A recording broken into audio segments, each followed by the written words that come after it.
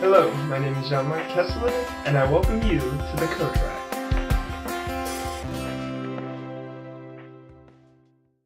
I would like to invite you to read with me from Genesis chapter 6, starting in verse 1.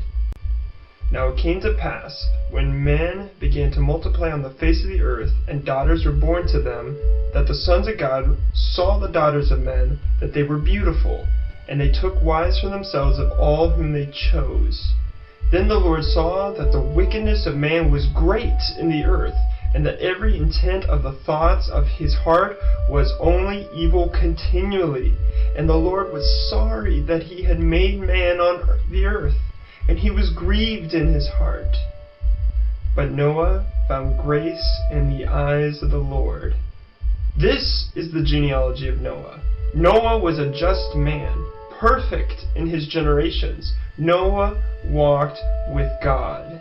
The earth also was corrupt before God, and the earth was filled with violence. So God looked upon the earth, and indeed it was corrupt, for all flesh had corrupted their way on the earth.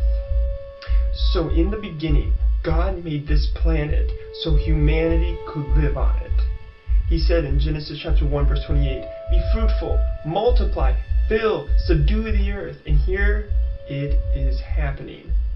So God says, let me go down and look to see what is happening. This is so exciting. So many people are living on this earth. Whereas in Genesis chapter 1, he says everything is good. Now, everything is wickedness. People are only thinking evil thoughts, continually thinking about evil thoughts. And there's violence. And all flesh is corrupting itself. Humanity has chosen to corrupt itself and not act like God. And God is so pained.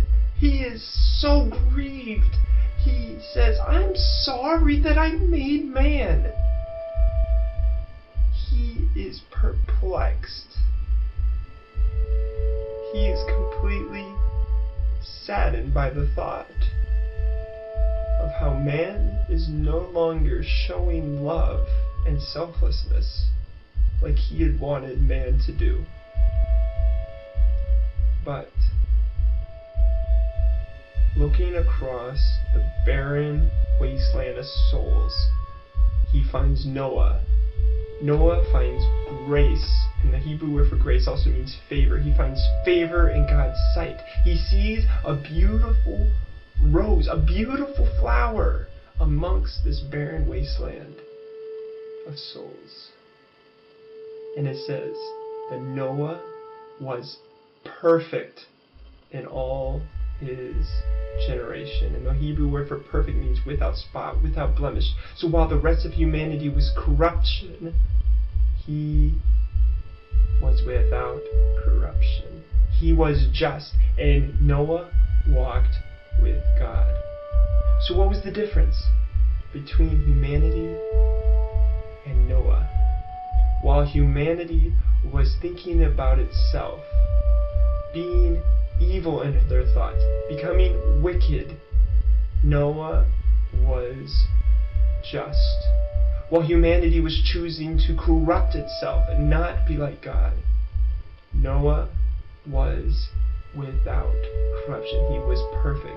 And while the rest of humanity was not spending time with God, Noah walked with God.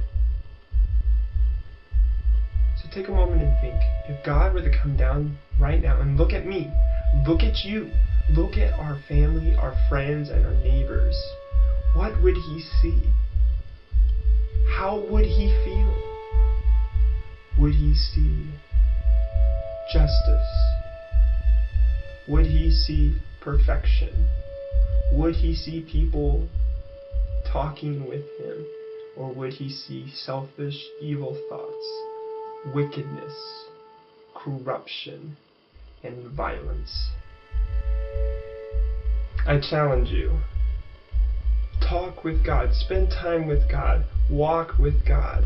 Share with him how you feel.